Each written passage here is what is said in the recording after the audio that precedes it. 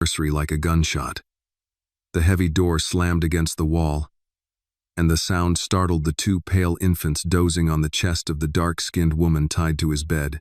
He stood frozen in the doorway, briefcase still in his hand, unable to process the scene before him.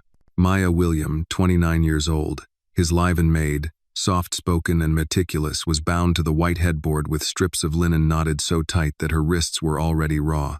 Her blue uniform clung damp to her body, dark with sweat and tears. Against her chest, his 1-year-old twins slept curled in opposite directions, their tiny fists clutching the fabric of her shirt as though it were a lifeline. Her lips trembled. "Sir, please, lower your voice. They're finally asleep." "No." James's jaw clenched. "Asleep? You're tied to a bed with my children strapped to you. What the hell happened here?" He dropped his briefcase with a thud, stepping into the room. The babies stirred at the sound, but Maya rocked them gently despite the strain on her arms, whispering words he couldn't quite catch. His mind raced. No scenario fit what he was seeing. Hours earlier, the house had been quiet. Margot Whitmore, 38, elegant, perfumed, always in control, had entered this same nursery holding a glass of Chardonnay. Her heels clicked against the marble like a metronome of disdain. She'd found Maya kneeling on the rug, rocking the babies while tears streaked down her cheeks. "Ma'am," Maya had whispered, standing as Margot approached. "Please. Just an hour. My son's in the hospital again. They called me. He's fading. Please let me go." Margot arched an eyebrow, swirling the wine in her glass. "Your son. That sickly boy again. Why should I be punished because you can't keep a child alive?" "Please," Maya had begged, hands clasped. "He's all I have. I'll run there and back. No one will even notice." "Notice?" Margot's voice sharpened into a blade. "I notice. You can't even keep my children quiet. You dare ask me for favors?" Maya had swallowed hard. "I'm begging you, Mrs. Whitmore. Please." "May." Margot's hand had shot out, the slap cracking across Maya's cheek so hard she staggered. "Ungrateful rat, you forget your place." "Please don't hit me," Maya had said, glancing at the babies who were beginning to cry. "Not in front of them. You're not a mother here. You're a servant." Margot's eyes glinted with fury. "And servants don't choose where they go." Another slap, sharper. Maya had felt her lips split. The taste of copper filled her mouth. She dropped to her knees, one hand over her bleeding lip, the other still trying to soothe the twins as they screamed. "Please," she whispered again, voice breaking. "Please don't do this." "If you can't stay put," Margot hissed, "then I'll make sure you do." She'd yanked a strip of linen from the wardrobe, grabbed Maya by the wrists, and shoved her against the bed. The babies had squealed at the sudden jolt, clinging tighter to Maya's chest. "No, ma'am. Please." Maya had struggled, but Margot, fueled by spite and Chardonnay, was stronger than she looked. She'd forced Maya's arms above her head and tied the linen tight, cutting into her skin. Blood had begun to bead under the knots, staining the yellow cleaning gloves Margot had forced on her earlier. "Ma'am, I can't move. This is dangerous." "Dangerous?" Margot had scoffed. "The only danger here is a maid who forgets she's disposable." "Oh." She'd tugged a baby harness around Maya's chest, cinching it so the twins were pinned against her even tighter. "You'll stay here. You'll feed them, soothe them, bleed for them if you must. Forget your pathetic child. He'll die, and you'll still be here rocking mine." Maya's heart had cracked, but she'd kept humming through tears. "Don't say that," she'd whispered. "Please don't say that." Margot had tilted her head with mocking pity. "When my husband returns, I'll tell him what I found his maid lying here pretending to be a saint while secretly lazy and incompetent. We'll see how long you last." She'd left, slamming the door. Hours had crawled by. Maya's wrists burned under the knots. Her lip ached. The babies had shifted and whimpered against her chest until finally, exhaustion won and they slept. She'd hummed softly, voice breaking. "Sleep now, my angels. Mama's here, always here." But her mind had drifted to her own son. Was he awake? Did he cry for her? Did he ask why she didn't come? The sound of the front door unlocking had jolted her awake. Now, James Whitmore stood in the doorway, his navy suit immaculate, sharp face drained of color. He stared at the sight of his twins strapped to Maya's bleeding chest, her wrists bound cruelly above her head. "I didn't do this," she whispered hoarsely. Sir, I swear to you. He stepped closer, eyes flicking to the red marks on her arms, the split lip. His voice dropped into a growl. Then who? From the hallway came the familiar click of heels. Margot appeared in the doorway, her red lips curling into a smirk. She sipped lazily from a fresh glass of wine as though nothing in the world were wrong. Oh, darling, she drawled, feigning innocence. You weren't supposed to be home so soon. James's head snapped toward her. Margot, what is going on here? She arched a brow, stepping into the room with calculated grace. Exactly what it looks like. I caught her slacking off, lying in our bed while the babies cried. Can you believe it? So I made sure she wouldn't run away and neglect them again. That's a lie, Maya cried, her voice cracking. Sir, please, you have to believe me. James raised a hand to silence her but kept his gaze locked on his wife. You teed her? You hit her? Margot shrugged, twirling the stem of her wine glass between manicured fingers. Don't be dramatic. She's a maid. She doesn't get to walk out whenever she pleases. Especially not when she begged to run to some hospital for that sick child of hers. Honestly, I'm tired of hearing about it. The words hit Maya like a dagger. Her head dropped, tears streaming. My son, she whispered. He's dying and she wouldn't let me see him. James turned sharply back to Maya. Your son? You never told me you had a child. Maya's chest rose and fell in ragged breaths. I didn't want to lose this job. I needed it to pay for his medicine. I thought if I worked hard enough, I could manage both. But she choked, unable to continue. Margot snorted. See? She hides things. She's untrustworthy. This is why I said we shouldn't hire her. Look at her crying. Pitiful. Acting like a victim while she clings to our children as if they were her own. James's fist slammed against the headboard, making Maya gasp. Enough, he roared, glaring at his wife. How dare you treat a human being like this in my house? How dare you risk the safety of my children just to humiliate her? Margot's smirk faltered. Risk? Don't be ridiculous. The babies are fine. James's eyes burned. Fine? Strapped to a woman who hasn't eaten, hasn't rested, bleeding under your knots? Do you even hear yourself? Maya rocked the babies gently, soothing them back into slumber even as her wrists throbbed. James stepped closer to her, his tone softening. Maya, tell me everything. From the start. She shook her head, ashamed. Sir, I don't want trouble. I only wanted to serve well. James's throat tightened.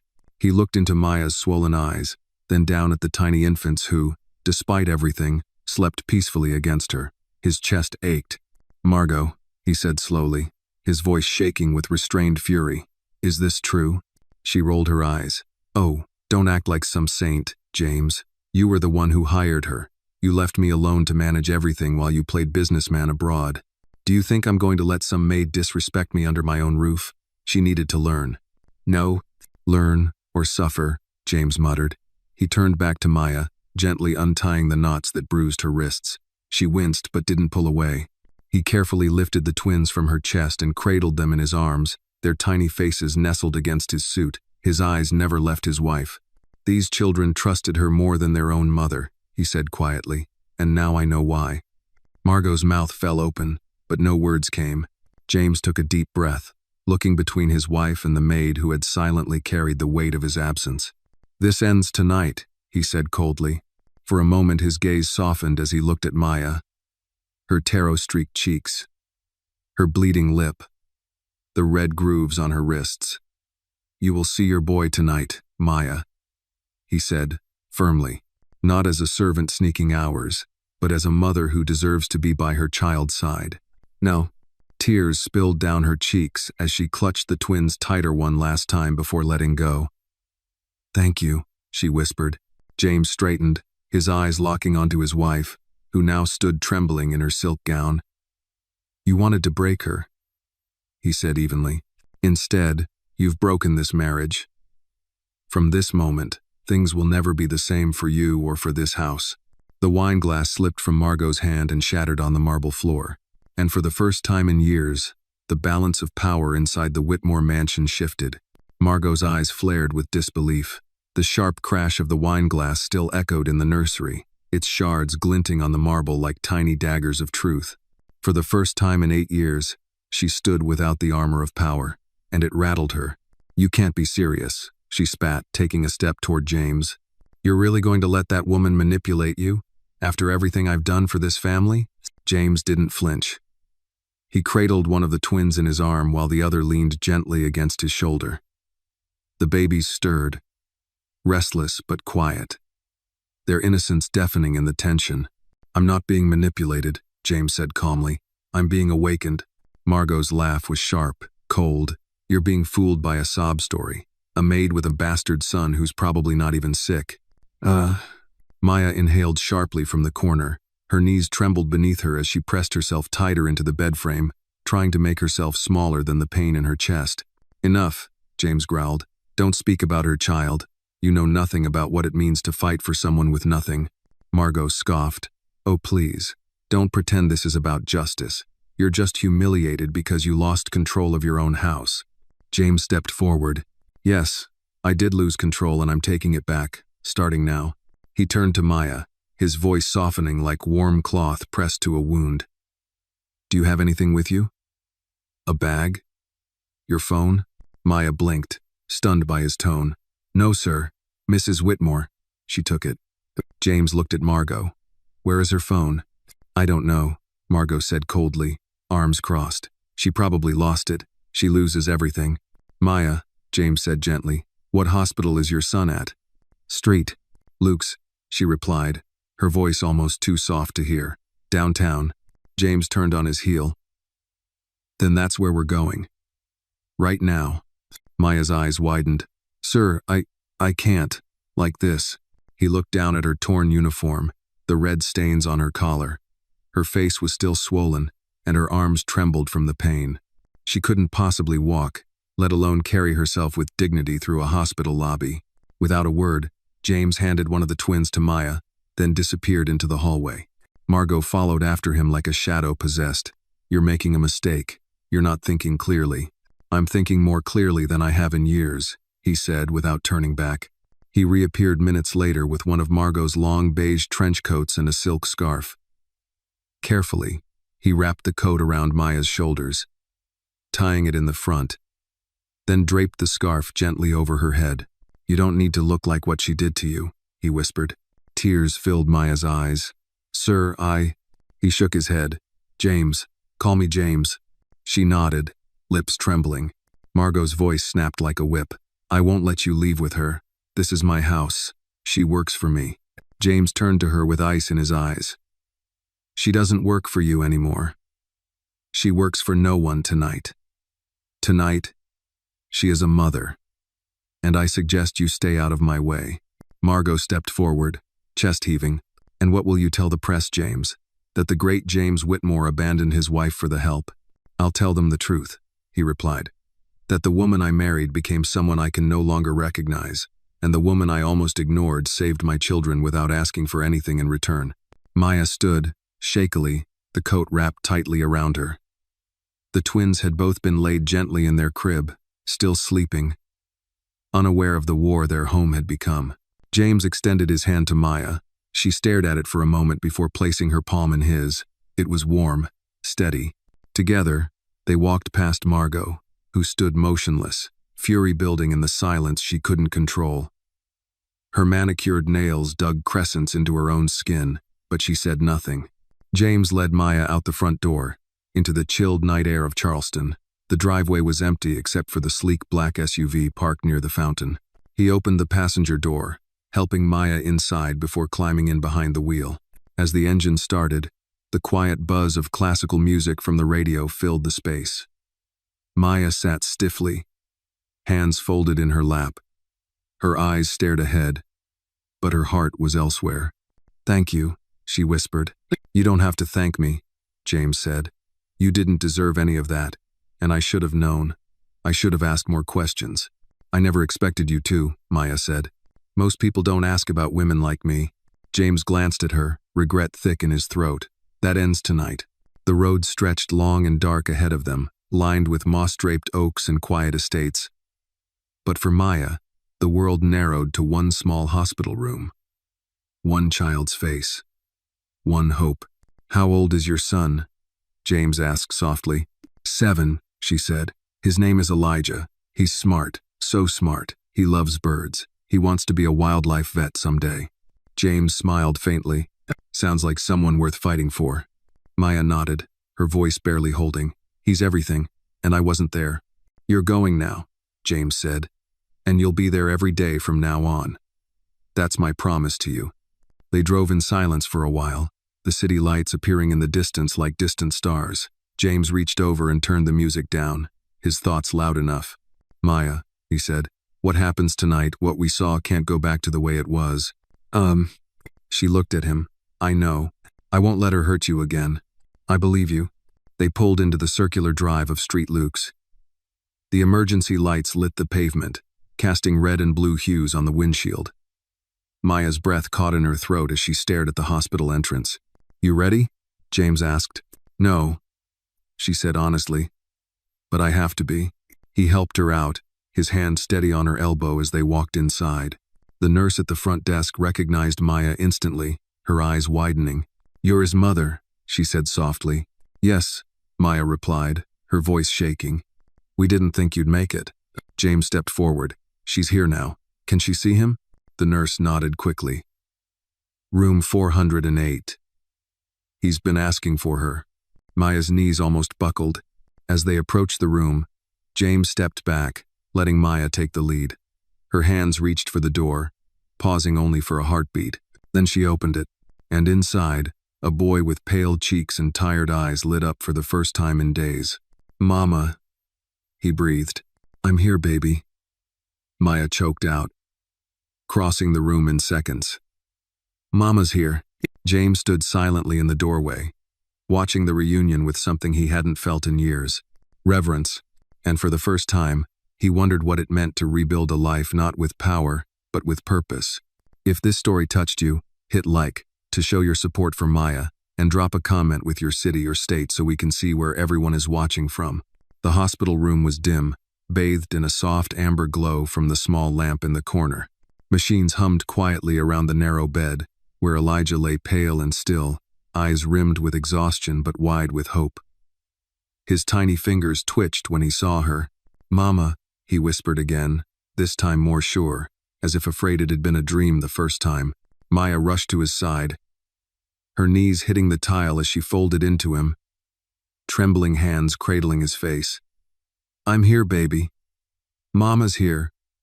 I'm sorry I took so long. I'm so sorry. Elijah's lips curved in a weak smile. Did you get in trouble again? Maya let out a strangled laugh between tears. A little. His eyes fluttered. Did she yell at you? She did more than that, Maya said gently. She pulled the scarf from her head and let it fall, revealing the bruises and cuts along her temple and jaw. But someone finally stood up for us.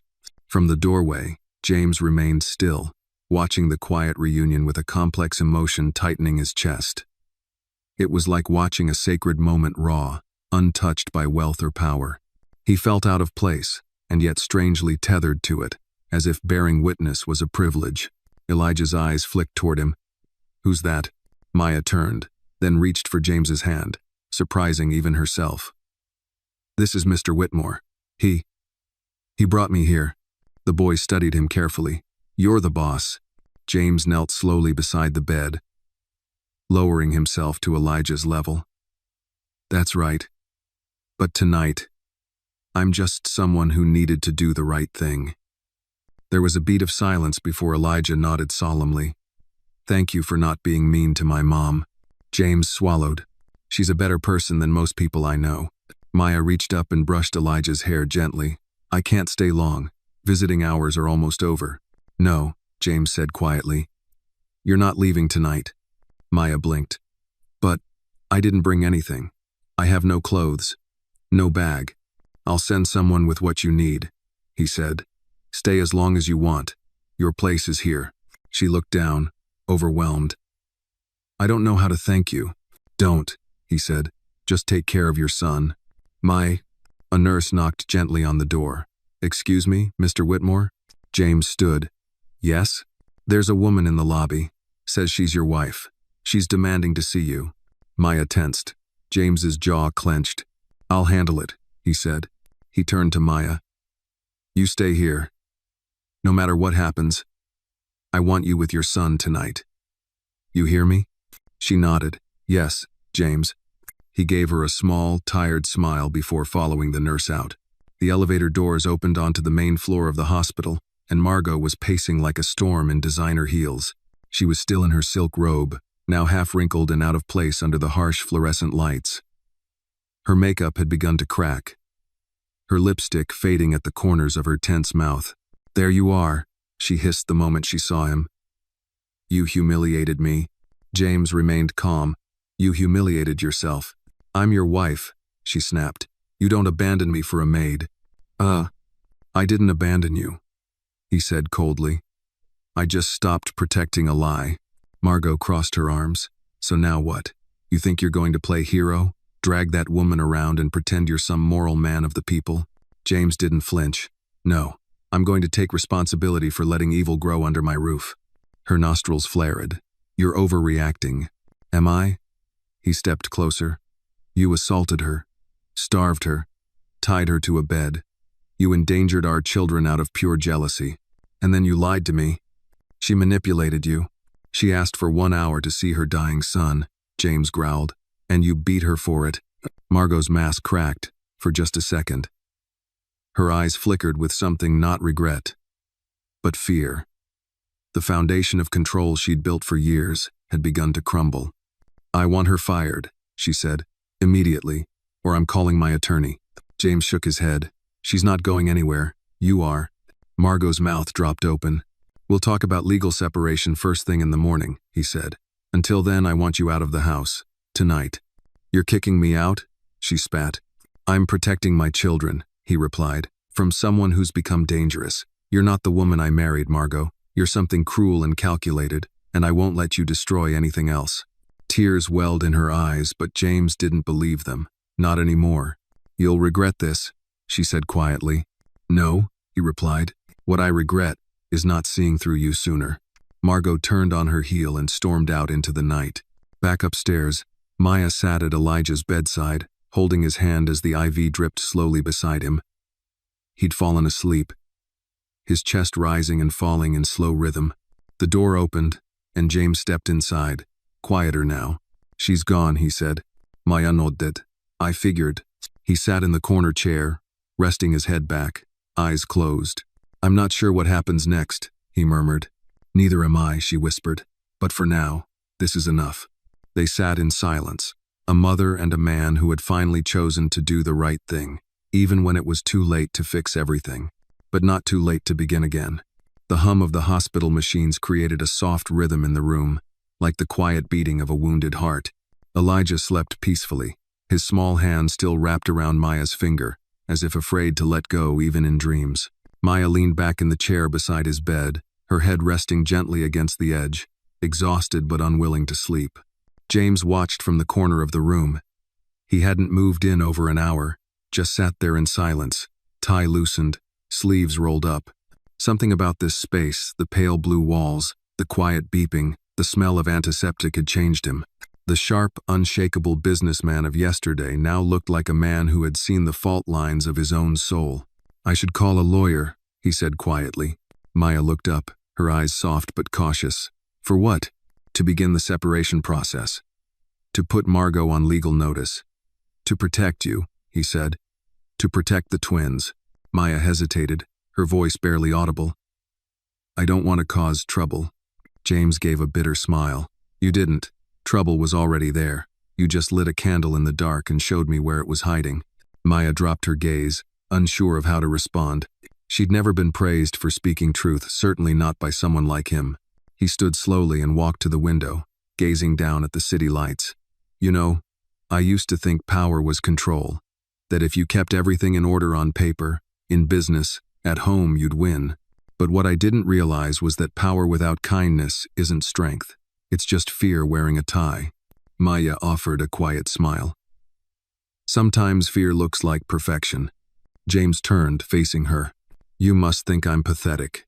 I think you're trying, she said. And that's more than most. A gentle knock interrupted the moment. A young nurse stepped in with a warm smile and a tray of food. Mrs. William, we brought you something. Hospital food's not much, but it's hot. Maya blinked. I didn't order anything. The nurse smiled wider. We know.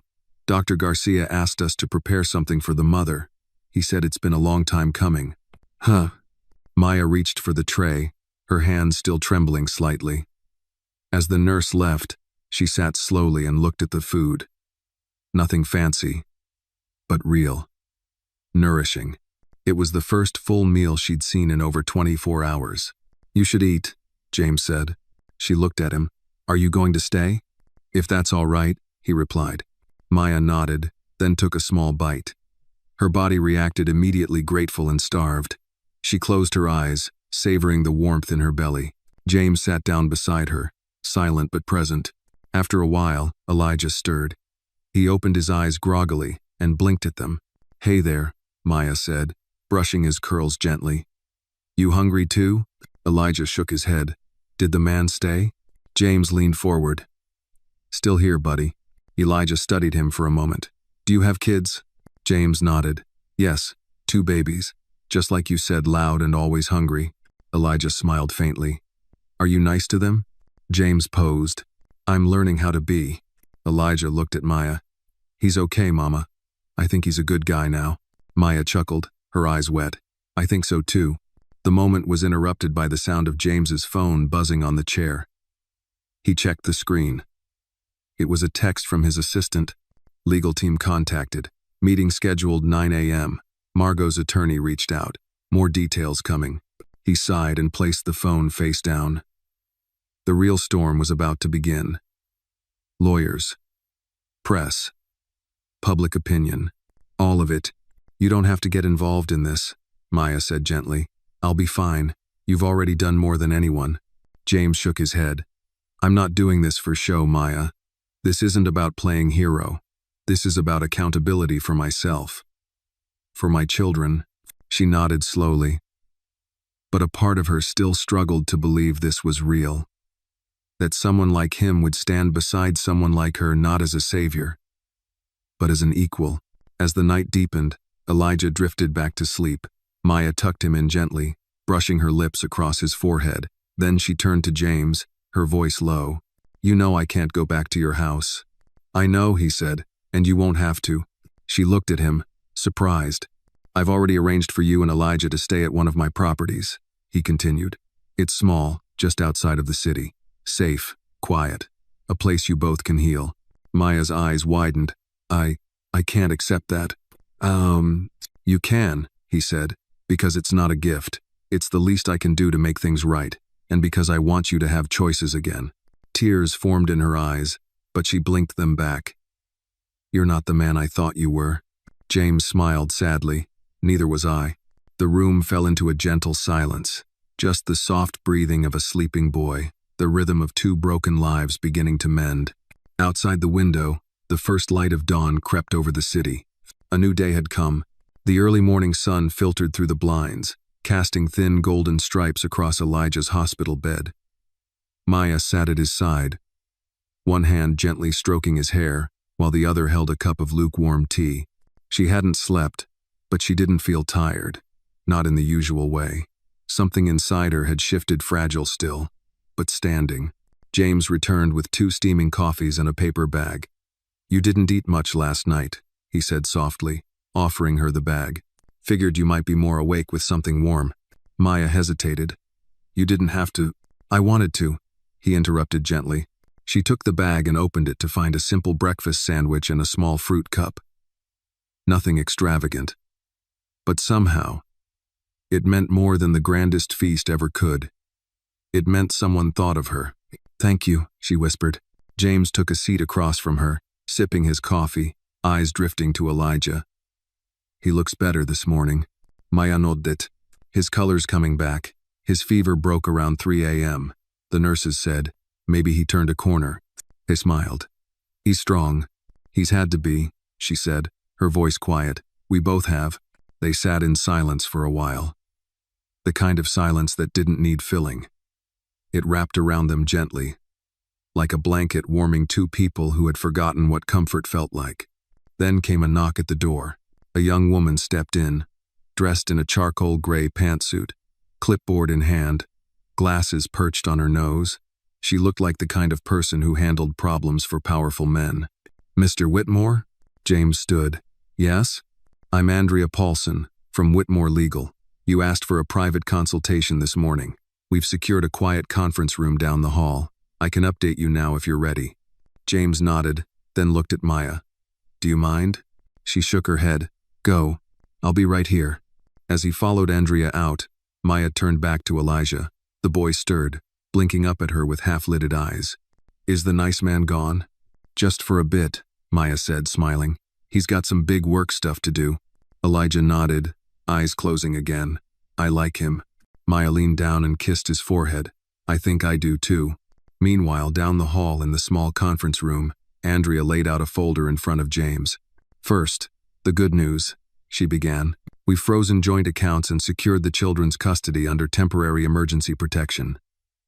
Given the documented abuse, our odds of full custody are high, especially with hospital reports and Maya's testimony."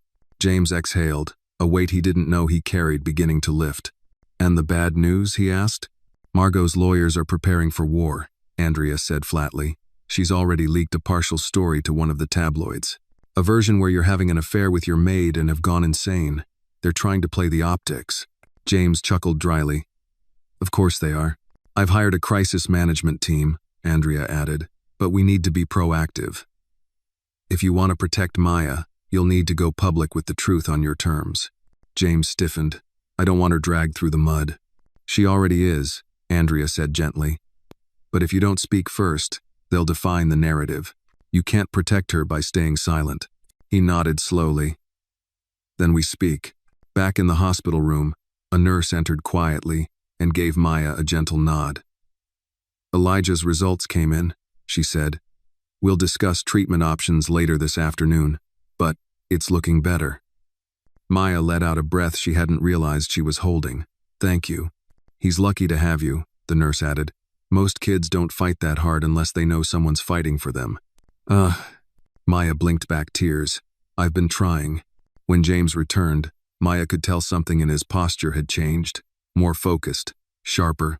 "I need to tell you something," he said, taking the seat beside her again. "Margot's making this messy. She's telling the press we're having an affair." Maya's stomach twisted. "What?" James held up a hand. "It's not true, and I've told my team to shut it down. But it means things may get ugly. I won't lie to you." And Maya stared at the blanket on Elijah's bed, gripping its edge. "They're going to drag me through the dirt." "They'll try," he said, "but I won't let them succeed, and I won't let them scare you." She looked at him, eyes searching. "Why are you doing this, James? Really?" He was quiet for a long moment before he answered. "Because I should have seen the truth sooner.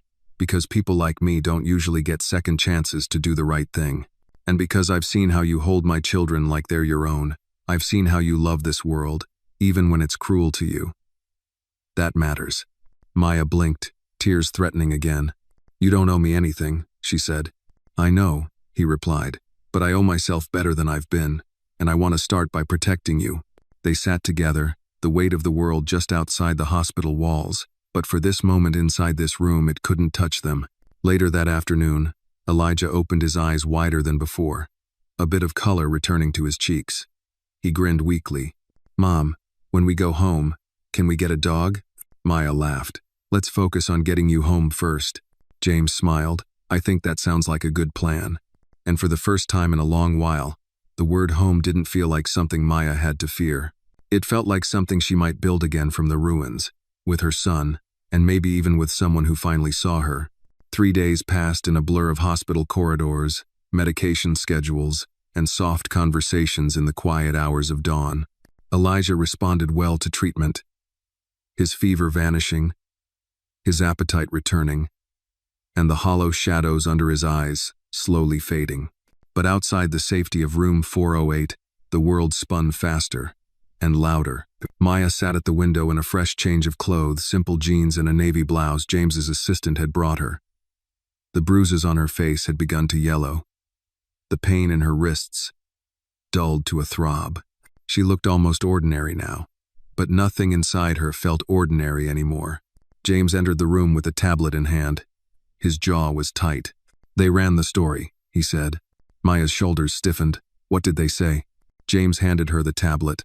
On the screen, a glossy tabloid headline, "Billionaire leaves socialite wife for secret nanny romance," with a photo of Maya entering the hospital under the coat and scarf he'd wrapped her in.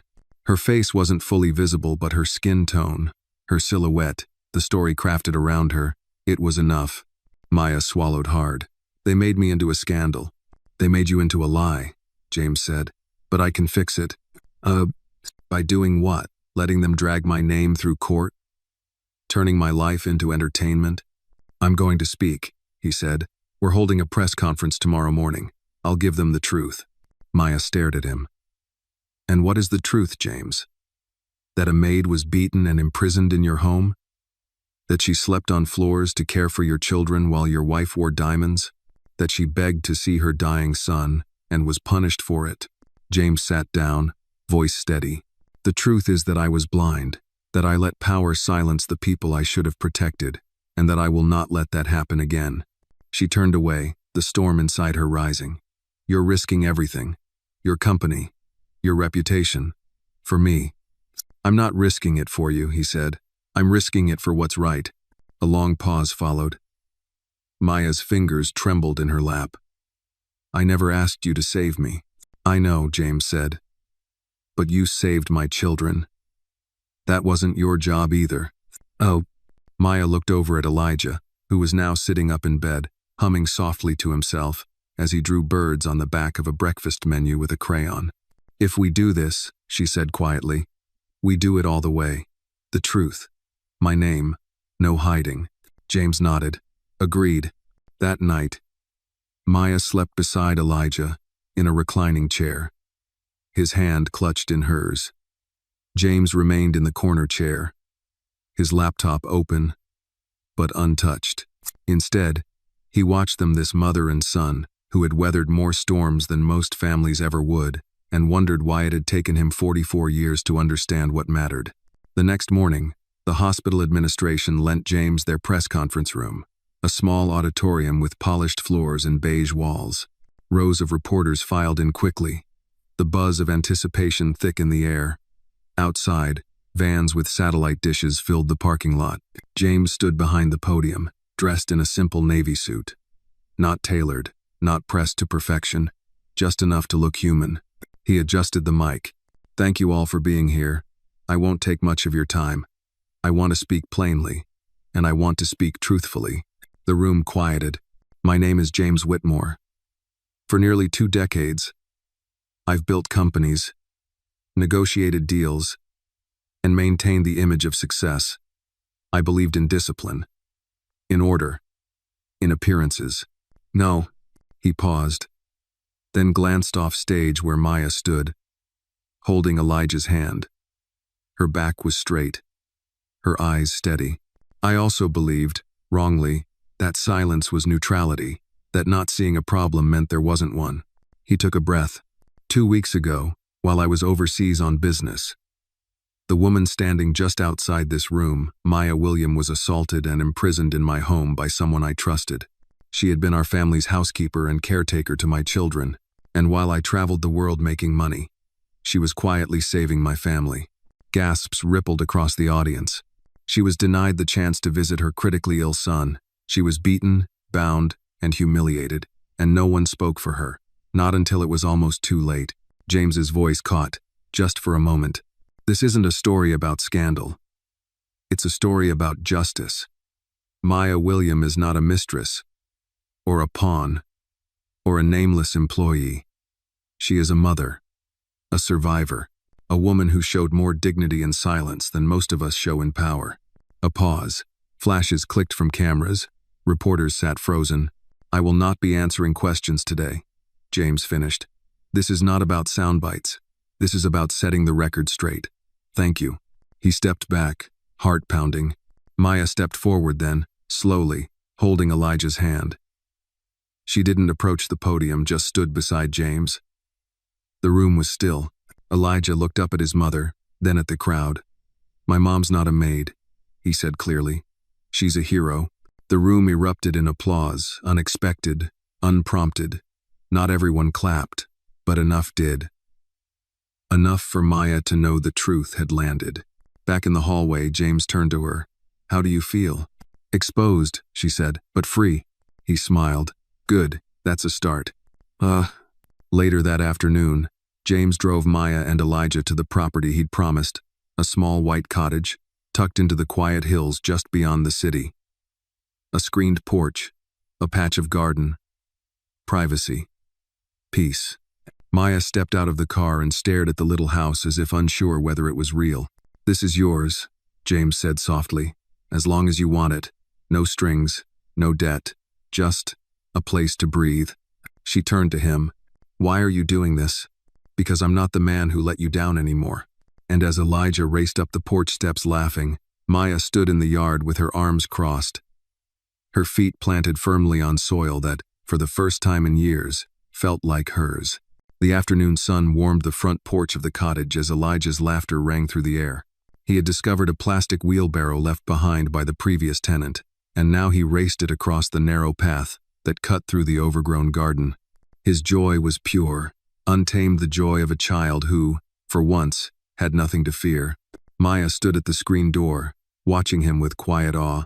The scent of fresh paint still lingered in the house behind her. James had made sure the place was move-in ready, stocked pantry, clean linens, a vase of wildflowers in the kitchen window. It was more than she could have imagined. But she wasn't the kind of woman to be fooled by flowers and gestures, not anymore. James stepped onto the porch, holding 2 glasses of lemonade. "He's got more energy than both of us combined." Maya accepted the glass with a small smile. "He's making up for lost time." James leaned on the railing beside her, silent for a moment, as he watched Elijah dart between patches of sunlight. "I thought maybe today, I'd give you both space. Let you settle in." Maya looked down into her glass. "Thank you. For all of this, I'm still trying to figure out why you're doing it." James turned to her. "Because I can, and because I should have sooner." She nodded, though her expression remained guarded. "You know, most people don't change. They apologize maybe, but they don't change." "I used to believe that too," James said, "until I met someone who endured more in silence than I ever have in privilege." "Oh." She met his gaze, and something passed between them. Not romance, not yet, but something equally intimate. Recognition, respect. "I need to go into town tomorrow," she said, breaking the silence. "To the bank. To pick up Elijah's medical papers from the hospital.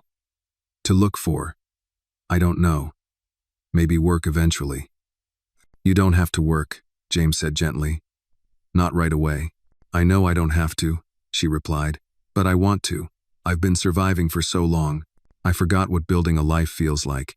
James nodded, his voice soft. "If you need references, I'll write you anything.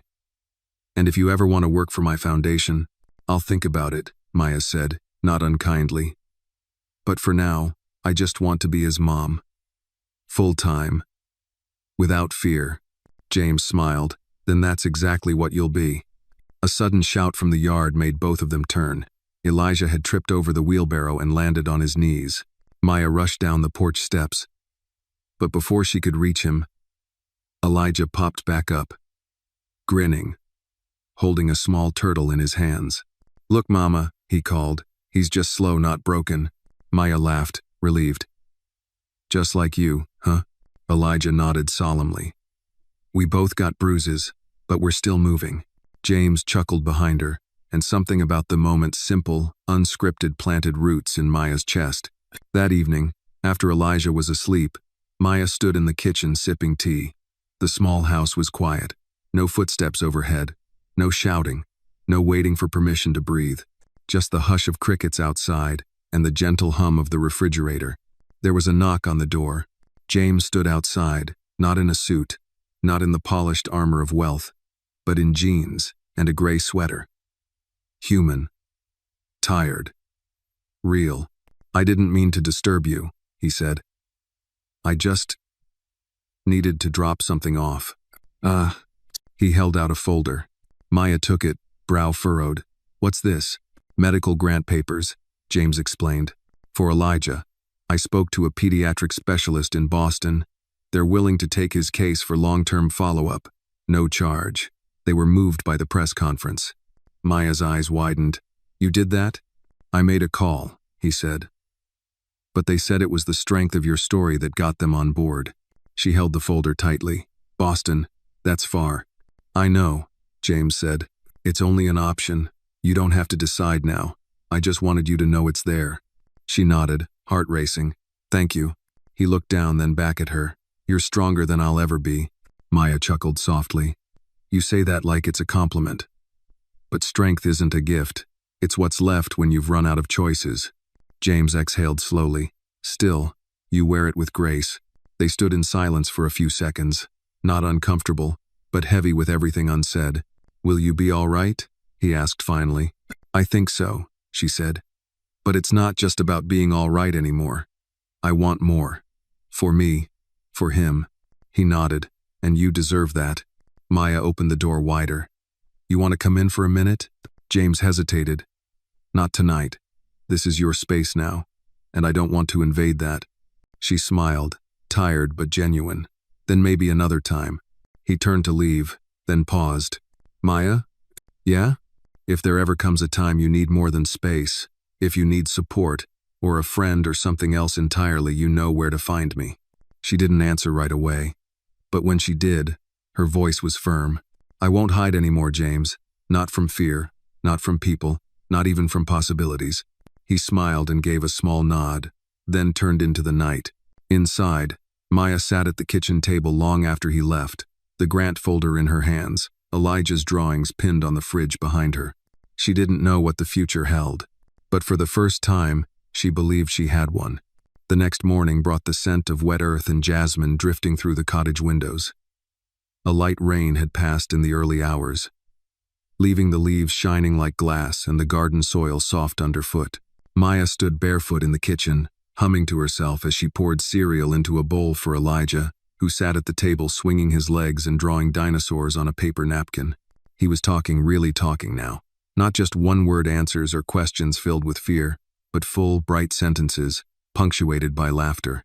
The hospital had done its job physically, but something deeper was healing here. The stillness, the safety, the knowing that no one would raise their voice or a hand. Mama, Elijah said between bites, do you think we can get a dog? Maya smiled. That's the second time you've asked this week. That's because I really mean it, he grinned. I want a dog who's like us, a survivor. She looked at him for a long second, her throat tightening. We'll see, baby. As she cleaned up breakfast, her phone buzzed. The name on the screen read James Whitmore. She picked it up. Good morning. Morning, James replied, his voice light. Hope I'm not calling too early. You're calling before I've even brushed my hair, she teased, her voice playful but warm. Well then, I'm honored, he chuckled. I was wondering if you and Elijah are free today. I'd like to take you both somewhere. Where? You'll see, he said. It's a surprise. I'll pick you up at 10? Maya hesitated. Part of her still felt like this was fragile, this peace, this connection. But the other part, the one she'd learned to trust more lately, said, say yes. All right, she said. We'll be ready. At 10 sharp. James arrived in a nondescript silver SUV, casual in jeans and a brown jacket. Elijah ran out first, wearing his little red hoodie, and James knelt to greet him.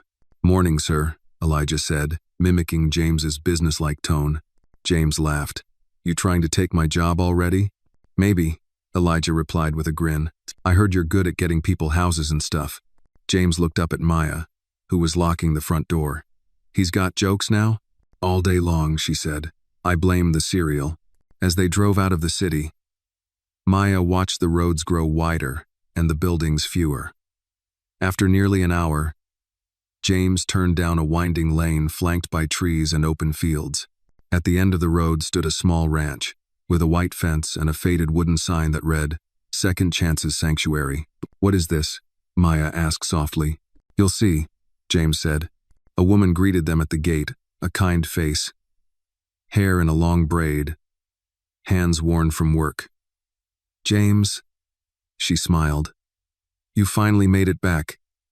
Couldn't stay away, he replied, and I brought some new friends. The woman crouched in front of Elijah. Hi there, sweetheart. My name's Annie. Do you like animals? Elijah nodded. Well, she said, we've got plenty. Want to help me feed some? Elijah looked up at Maya for permission. She nodded. Go on. He darted off with Annie, disappearing behind the barn. Maya turned to James, suspicion and gratitude blending on her face. What is this really? He gestured toward a nearby bench beneath a tree. Let's sit. Once they were settled, he explained. This is a rescue sanctuary, he said. For animals who've been neglected, abandoned, mistreated. Annie runs it. She used to work for a friend of mine who left her this land in his will. I invested a little to help her get it running. Maya looked around. Horses grazed in the pasture. A three-legged dog hobbled toward a bowl of water. A few goats were sunbathing in the grass like retired royalty. Why bring us here? She asked. Because I figured. You might relate, James said quietly. Everything here has been through something. But they're alive. They're loved. And they've got another shot. Maya's lips parted, but no words came. A lump formed in her throat. I thought maybe Elijah could come out here sometimes. James continued. Spend time with the animals. Learn how to care for them. Maybe even find that dog he keeps talking about. Her eyes watered. You thought of all this? He nodded. I didn't grow up knowing how to fix people. I barely know how to fix myself. But I'm learning. And I'm trying. This is me trying. She turned to him, unsure of how to respond. Then Elijah came sprinting back around the barn, his face lit up like sunrise. Mama, Mama, look! Behind him trotted a floppy-eared, scruffy brown dog with one eye and a crooked tail. The dog skidded to a stop and flopped onto its back, tongue lolling out. He's funny, Elijah giggled, and kind of broken like us. Maya knelt, rubbing the dog's belly. It immediately nuzzled against her hand. Annie jogged up behind them. He's been here 3 years. No one ever wanted him. We called him Lucky. Can we keep him, Mama? Elijah whispered, eyes shining. Maya looked at James. He didn't say a word. He just nodded. Later that evening, Maya and Elijah returned home with Lucky curled up in the back seat, snoring. As James pulled into the driveway, he turned to Maya, his hand resting lightly on the steering wheel. I meant it when I said this wasn't charity, he said, and it's not guilt. This is something else. Maya looked at him, the porch light casting a golden glow across her face. I know, she said softly, and that's why I'm not running from it. They sat in silence, the kind of silence that means a choice has been made, not rushed, not begged for, but earned. The morning light streamed into the cottage through the kitchen window, casting a soft halo around the breakfast table. Elijah sat cross-legged on the floor, feeding Lucky bits of scrambled eggs, the dog's tail thumping happily against the tile. Maya stirred a pot of oatmeal on the stove, the scent of cinnamon and honey filling the room. She was humming again, something soft and old, a tune her grandmother used to sing when the world felt safe. There was peace here. It clung to the air like dew, delicate and fleeting. But Maya knew better than to take it for granted. She sat down with a sigh and placed a small bowl in front of Elijah. Eat before you spoil him rotten, she said with a smirk. Elijah grinned. He only eats the yellow parts. Then Lucky's pickier than you were at his age, she teased. A knock came at the door. Not frantic, not threatening, just present. Maya wiped her hands and opened it to find James standing on the porch, holding a bouquet of sunflowers wrapped in brown paper and a newspaper tucked under his arm. Flowers? She asked, an eyebrow raised. They're not romantic, he said quickly. At least not unless you want them to be. She laughed. Sunflowers don't scare me, Mr. Whitmore. He smiled, holding them out. They just reminded me of you. Strong, always reaching for light, even when everything's heavy. Maya took the flowers, inhaling their warm scent. You trying out poetry now? Maybe. My therapist says I should try talking with feeling. She blinked. You're in therapy? He nodded. Started last week. Her voice softened. Good. He handed her the newspaper. On the front page, in bold black letters, Whitmore Foundation launches new initiative for domestic workers' rights. Maya stared. You weren't kidding. James shook his head. No. We're funding shelters, legal aid, and emergency services for women like you. There's a hotline now, and I'm pushing to change legislation on employment protections. Nah, She opened the paper and scanned the article. Her name wasn't in it at her request, but the story was unmistakably hers. "You're putting your name behind this," she said slowly. "I am," James replied, "because you gave me a reason to." They stood in the doorway, eyes locked. Maya stepped aside and motioned him in. He hesitated. "You sure?" "I'm sure." Inside, Elijah looked up from the floor. "Mr. James." "Morning, champ," James said, tousling his hair. "How's Lucky?" "He likes bacon more than eggs," Elijah said seriously. "But Mama says bacon's for Sundays." "Well, then I better come back Sunday," James said with a wink. They all laughed. It was easy, natural. Later, while Elijah played outside with Lucky, Maya and James sat on the porch steps, mugs of tea in hand. "Can I ask you something?" Maya said. "Anything. If your wife hadn't done what she did, if I had just quietly left, would any of this have happened?" James paused, the question hanging heavy in the air. "No," he admitted. "I probably would have gone back to my board meetings, kept letting someone else run the house. I wouldn't have asked questions. And that thought keeps me up some nights." Maya nodded. "I wonder sometimes if it had to get that bad for something good to happen." "Maybe," he said. "But maybe it also means you were always the good, just buried under all that bad." "No." She looked at him then, not with suspicion, not even with caution, but with curiosity. "Why did you really come back this morning?" James sipped his tea. "Because I wanted to see what peace looked like. And I figured it might be here."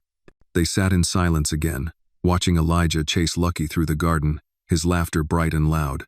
"I'm scared," Maya whispered after a while, "of hoping, of thinking this could last." James didn't try to deny it. "I am too." "No, but I want to hope," she said, "even if it's little by little." James turned to her. "Then let's start with little. A cup of tea. A Sunday breakfast. A walk with Lucky." Maya nodded slowly. "Okay." As the sun rose higher, the porch bathed in golden light, and Maya felt something open in her chest, something she hadn't felt in years. Possibility. Not because someone saved her, but because someone saw her. And because, for the first time in her life, she was standing still, on her own 2 feet, and not running anymore. The cottage was quiet that evening, save for the sound of soft jazz playing on the old radio Maya had found in the hallway closet. Outside, the wind rustled through the trees, and Lucky was curled on the rug, snoring peacefully with one ear twitching every few seconds. Elijah was asleep, his stuffed dinosaur clutched tightly in one hand. Maya stood in the doorway of his room for a long time, watching the rise and fall of his chest, as if to confirm that this peace wasn't just a borrowed dream. She didn't hear James enter until his reflection appeared in the glass of the hallway mirror. "I knocked," he said quietly, holding up a paper bag. "But no one answered. Thought you might need dinner." Maya turned, arms crossed, an amused glint in her eyes. "I didn't take you for the drop-by with food type." James gave a half-smile. "I'm trying new things." She led him into the kitchen, where he began unpacking containers, roasted vegetables, wild rice, grilled salmon, and a bottle of red wine. Nothing extravagant, just intentional. "Is this a date?" she asked, raising a brow. "No," he replied quickly, "unless you want it to be." She chuckled, shaking her head. "Relax, Mr. Whitmore. I'm not going to report you for unlawful courtship." They ate at the small kitchen table under the dim light of the single bulb above. The conversation was slow but full. They talked about books, Maya's love for poetry, James's admission that he hadn't read a novel in years. They laughed about Lucky stealing Elijah's socks, and how Elijah now insisted the dog understood English. It felt real, normal, and in its normalcy, it was sacred. After dinner, James stood to wash the dishes, rolling up his sleeves. Maya watched him, surprised. "Do billionaires usually do dishes?" "Only when they're trying to unlearn everything that made them insufferable," he replied. She laughed softly. "Well, you're doing a decent job." When the last dish was dried, James turned to her, serious now. "I wanted to ask you something." Maya nodded, leaning against the counter. "There's a gala next week. It's the Foundation's first fundraiser under the new initiative. Press, donors, policymakers. I'll be speaking. And I want you to be there. She stiffened slightly. James. Not on display, he said quickly. As a guest. At my side if you're willing but not for show. I want them to see who this matters to. I want them to hear your voice if you're ready to speak. Maya looked away, the memories crawling up her spine like vines. Those people, they're not like me. No, James said, but maybe that's exactly why they need to see you. She was quiet for a long time. Will Margot be there? She asked finally. James's jaw tightened. No. Her legal counsel has advised her to lay low. We've agreed on terms for the children's supervised visitation. Nothing more. Maya nodded. And the press? They'll be there, he said. But the narrative's shifting. They're not painting you as a scandal anymore. You're becoming the story they can't twist. The one people are rooting for. Maya bit her lip. I'm not sure I'm ready to be anyone's symbol. You're not, James said gently. You're just you, and that's more powerful than any symbol. She walked to the window, staring out at the moonlight on the grass. What would I even wear to something like that? She murmured. James smiled. I may have anticipated that. From his coat pocket, he pulled out a small envelope and slid it onto the counter. Maya opened it to find a card for a boutique downtown appointment, pre-booked under her name. You're dangerous, she said, shaking her head. I'm hopeful, he replied. There was a long silence between them, but it wasn't uncomfortable. It was charged. I'll think about it, Maya said at last. James stepped toward her. Not too close, just enough that she could feel the warmth of him. That's all I ask. He glanced at the clock, then nodded. I should let you rest. As he reached the door, Maya's voice stopped him. James? He turned. I want to go, she said. Not just for you, but for me, for Elijah. I want them to see us, all of us. His expression softened. Then I'll see you there. And with that, he was gone. Maya stood in the quiet, the envelope still in her hand, the weight of the past pressing lightly on her shoulders but not enough to break her. Not anymore. In the living room, Lucky lifted his head, thumped his tail once, and then returned to sleep, as if even he knew something had changed in the air. Maya walked back to Elijah's room and knelt beside his bed, brushing a curl from his forehead. We're still moving, she whispered, echoing his words from days ago, bruises and all. And for the first time in years, she wasn't just surviving. She was stepping forward. The boutique sat nestled between a florist and a vintage bookstore on a quiet downtown street. Maya hesitated outside its glass door, her reflection staring back at her plain jeans, worn sneakers, hair pulled into a tight bun. She didn't belong in there. At least, not by the world's standards. But she wasn't living by their rules anymore. A gentle chime announced her entrance. The air inside smelled of lavender and linen. A soft-spoken woman in her 50s approached her with a warm smile. You must be Maya William, she said, not asking but knowing. Maya straightened. Yes. Mr. Whitmore made the appointment personally, the woman continued. I'm Evelyn, and I'll be helping you today. Maya opened her mouth to protest, to explain that she didn't need anything fancy, but Evelyn raised a hand with the quiet authority of someone who'd dressed women for 30 years. You're not here for gowns, she said. You're here to be seen. Let's help them see the truth. In the next hour, Maya tried on 3 dresses, none of them loud, none designed to shout. Evelyn guided her through with care, never pushing, never preening. She chose deep greens, warm earth tones, and fabrics that fell with grace instead of clinging. Finally, Maya stood in front of the mirror wearing a floor-length emerald dress that hugged her figure gently, its neckline modest, sleeves brushing the edge of her shoulders. Her curls had been let loose, falling like soft waves down her back. She didn't look like a maid. She didn't look like a survivor. She looked like a woman who had endured and emerged. Evelyn stepped back and clasped her hands. Now that is how you enter a room. Maya met her own gaze in the mirror. It's how I leave the past. The night of the gala arrived with little ceremony in the skies above, just the soft descent of dusk folding over the city. A black town car pulled up in front of the cottage. Elijah clung to Maya's waist as she bent to kiss his forehead. You'll be okay with Miss Annie? She asked. He nodded solemnly. Lucky's staying too, right? Right beside you. she promised. "And if anything happens, you call me." Elijah looked at her closely, then whispered, "You look like a queen, Mama." Her throat tightened. "Then you must be the prince, huh?" "I'm the knight," he said with a grin. "I protect the queen." She held him for a moment longer, then stepped into the car. The gala was held at a historic art museum downtown. Marble steps, towering columns, chandeliers that glittered like starlight. A red carpet led through the entrance, flanked by cameras and murmuring crowds. James was waiting for her at the base of the steps. She hadn't seen him since the night he dropped off dinner, and now he stood in a sleek black suit, no tie, a look of calm purpose on his face. But when he saw her, that calm cracked just enough for admiration to slip through. "You look," he started, then stopped. "Like truth wrapped in elegance." Maya raised a brow. "You rehearsed that?" "I didn't have to," he said, offering his arm. Inside, the room buzzed with polished conversations and curated charm. Donors, politicians, socialites, all dressed in silk and ambition. But when Maya entered, arm in arm with James, the buzz shifted. Heads turned, voices paused mid-sentence. She didn't flinch. James leaned toward her. "You have them already. Just keep walking." They made their way to the center of the room where the stage had been set. A live jazz quartet played softly in the background. Waiters offered champagne. The program began within the hour. James was called to the stage as the evening's keynote. He cleared his throat as the microphone picked up his voice. "Good evening," he began, scanning the room.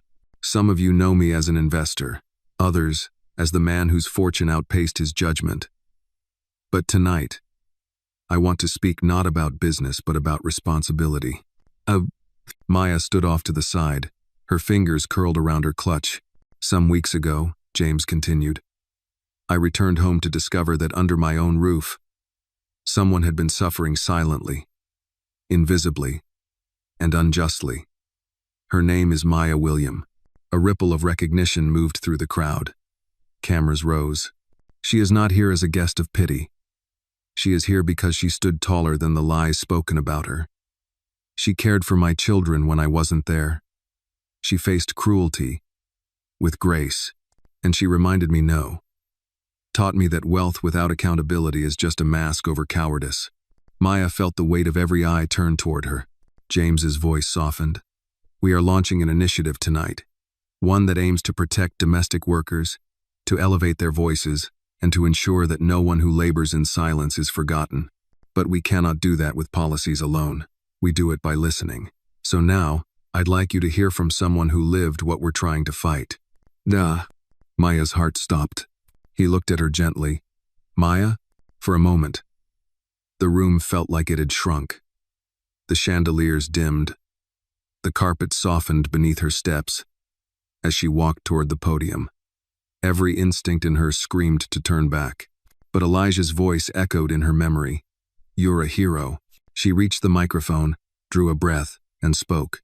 "My name is Maya William, and for years, I thought survival was enough.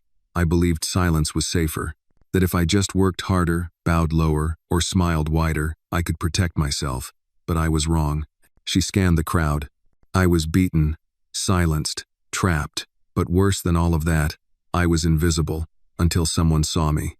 Her voice didn't shake. "There are thousands of women like me, some in mansions, some in apartments, some still trying to get home to their children. They deserve more than apologies. They deserve laws, dignity, names." The room was quiet. "I'm not here for your sympathy," she finished. "I'm here because I survived. And now, I want to make sure others don't just survive, they live." Applause erupted, not polite or pitiful, but powerful. She stepped down and met James at the edge of the stage. His eyes were shining. "You were brilliant," he whispered. She didn't reply. She didn't need to, because in that moment, with the crowd still clapping and the lights warming her skin, Maya knew something had shifted, not just in the room, but in her. She was no longer just the woman who endured. She was the woman who spoke and was heard. The clapping faded slowly, like waves returning to sea, but the echo of Maya's voice lingered in the vastness of the museum ballroom. James guided her gently down from the stage, his hand hovering near the small of her back but not touching, respectful, protective, proud. As she reached the floor, something strange happened. People parted not out of distance, but reverence. Men in tuxedos and women in evening gowns stepped aside, offering her space like she was royalty. Some offered tentative nods. Others reached out to shake her hand. A tall black woman in a dark blue silk dress approached, her eyes glistening. "Thank you," she said, barely a whisper. "My mother was a housekeeper for 27 years. She never got to say what you just did, but she would have been proud." Maya's throat tightened. Then this was for her, too. Soon others came, women mostly. A few men, quietly affirming what she had long feared was invisible. Survivors of systems, carriers of silence. James returned with 2 glasses of water and handed one to her. "You good?" She took a long sip, nodding. "Yeah, I think I am." He smiled. "You just rewrote the room," Maya chuckled, letting the tension ease from her shoulders.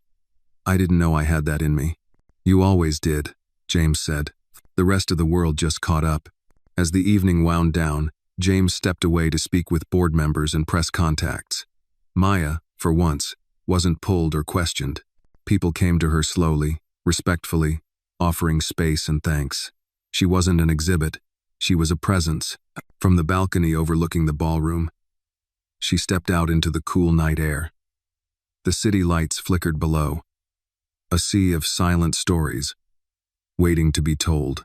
She leaned against the railing, finally exhaling. Then she heard the voice she never wanted to hear again. "Maya." She turned sharply. "Margot." The woman looked different. Pale. Her hair pulled back too tight. Lips thin. But her eyes, the cold, sharp entitlement, were still the same. "What are you doing here?" Maya asked, voice low. "I came through the side entrance," Margot said. "No cameras. No speeches. Just me." Maya stiffened. "You shouldn't be here." "I had to see you," Margot said. "To see the woman who stole my husband, stole my life, and now stands here acting like some saint." Maya's laugh was bitter and quiet. "Stole? You gave him reasons to leave. I just happened to be the one who stayed." Margot stepped closer. "You think you won? That these people love you? They'll forget you by next month. You'll be another headline. Another charity case. You're nothing, Maya. Just a story that makes rich people feel better." Maya didn't flinch. "Then why are you so afraid of me?" Margot blinked. "You came here," Maya continued. "Not to reclaim James, but to reclaim control. But that's gone now. You lost it. The second I opened my mouth and told the truth. You don't deserve him," Margot hissed. "I don't need him," Maya said evenly. "But he chose me. Not for what I can give, but for what I endured without ever asking anyone to choose me." Margot's eyes darkened. "This isn't over." Maya stepped forward, calm and clear. "It is for me. And it will be for the courts too. Because you're not just a bitter ex-wife. Margot, you're a woman who committed a crime, and now you're out on borrowed time." Margot went still, then turned on her heel and disappeared into the shadows. Maya stood in place, heart pounding not from fear, but from the power of not shrinking. When she returned inside, James was looking for her. "Everything okay?" he asked. "Yeah," she said, slipping her arm through his. "Just closed a chapter." They left the gala not in a limousine, but in the same quiet SUV that had brought her there. The night air was cool, stars flickering behind clouds. In the back seat, Maya removed her earrings and sighed. "I've never worn anything like this before." James glanced at her. "You wore it like it was made for you." She looked out the window. "Thank you for believing in me." "I didn't believe in you," he said. "I learned from you." Back at the cottage, Maya kicked off her heels, walked barefoot into the kitchen, and poured them each a glass of water. James loosened his collar and leaned on the counter, suddenly looking tired. Human. They sat in silence for a while, comfortable, honest. Then James said, almost cautiously, "I've been thinking." Maya looked up. "I want to move out of the city. Closer to here. Not in the cottage. Don't panic, but somewhere nearby. Be more present. Be around for Elijah." Maya set her glass down. "You want to move? For us?" "I want to move for me," James said. Because I'm not that man anymore, and I don't want to keep living in the shell of who I used to be. Maya was quiet. And if, he added, down the line, something more happens between us, then I want to be here for it. No distractions, no excuses. She smiled softly. That's not a small thing, James. I know, he said, but neither are you. They didn't kiss, not yet. That moment wasn't about romance. It was about arrival, for both of them, and as the clock struck midnight and the house settled into sleep, Maya stood by the window, watching the stars, one hand resting gently over her heart, not because she was waiting for something more, but because, for the first time in her life, she had enough. The next few days passed quietly, like the soft rustling of trees before the wind picks up again. Maya spent her mornings with Elijah, helping him with his alphabet letters and teaching him how to count using pine cones from the garden. Lucky followed them everywhere, tail wagging, eyes always on Maya like she was the center of his world. James kept his word. He didn't overwhelm, didn't hover, but he was present. Some mornings, he stopped by with coffee and pastries from the bakery in town. Other days, he texted a quick joke or a reminder that Elijah had a speech therapy appointment. It wasn't grand, it was consistent. And for Maya, that was new. One afternoon, while Elijah was down for a nap, Maya stood in the kitchen unpacking groceries when a knock came at the door. She opened it to find a delivery man holding a small cardboard box. "Miss William?" he asked. "That's me. Special delivery from Whitmore and Sons." She signed the tablet, closed the door, and brought the box to the counter. It was light. Inside, wrapped in navy blue tissue, was a simple silver bracelet with a small charm, a phoenix. There was a handwritten note. "For every time you thought you were ashes, you were always fire. James." She stared at the charm, her fingers trembling slightly. It wasn't a gift of pity, it was a message. A few months ago, she might have returned it, but now, she fastened it around her wrist and kept moving. That evening, after dinner, Maya sat on the porch swing, rocking gently with Elijah curled beside her. The sky was painted in soft pinks and purples. He held his favorite picture book in his lap, flipping pages without really reading. "Mama," he said suddenly, "you're not scared anymore." Maya turned to him, surprised. "Why do you say that?" "Because you don't whisper anymore. And you laugh more. Even when no one's around." Her eyes welled, but she didn't let the tears fall. "You're right, baby," she said, pulling him close. "I think I forgot how to be loud. But I'm learning again." "Good," Elijah said, "because when you laugh, Lucky dances." True to form, Lucky trotted past them at that very moment, chasing a butterfly with the awkward enthusiasm only a crooked-tailed dog could manage. Maya laughed, and Elijah grinned. She kissed the top of his head. "You're my bravest boy." "Nope," he said with a yawn. "I'm your knight, remember?" Later that night, after Elijah was tucked in, Maya heard a knock. Not the tentative knock of someone uncertain, but the familiar three-rap rhythm James always used. She opened the door. He was dressed down again, sneakers, hoodie, hands stuffed in his pockets. But there was something in his eyes tonight, nervous energy. He began, "wanted to tell you something in person." "Come in," she said, stepping aside. He followed her into the kitchen, where the scent of lavender tea still hung in the air. James leaned against the counter, exhaled, and said, "I got an offer." Maya tilted her head. "Okay. A think tank in D.C. wants me to co-lead a policy task force on labor rights. It's a big deal, national coverage, huge platform." Maya felt the tension immediately. "And you're going to take it?" "I don't know," he said honestly. "Part of me wants to. It's the kind of thing that could push real change. But it's in D.C. She folded her arms, unsure of how to respond. "I wanted to tell you before I said yes or no," James added, "because what we're building, whatever this is, I don't want to walk away from it without knowing if it means anything to you." Maya met his eyes, her voice calm. "It does." His shoulders loosened. "But I'm not the reason you should stay," she said. "Or go. You need to choose based on who you want to become." James nodded slowly. "I used to think ambition meant skyscrapers and press releases. Now I'm starting to think, maybe it looks like pancakes at 7 a.m. and walking a dog that trips over its own feet." Maya smiled. Then maybe the old version of you would have taken DC without thinking. But the new one, he needs to be sure. He walked toward her, his voice low.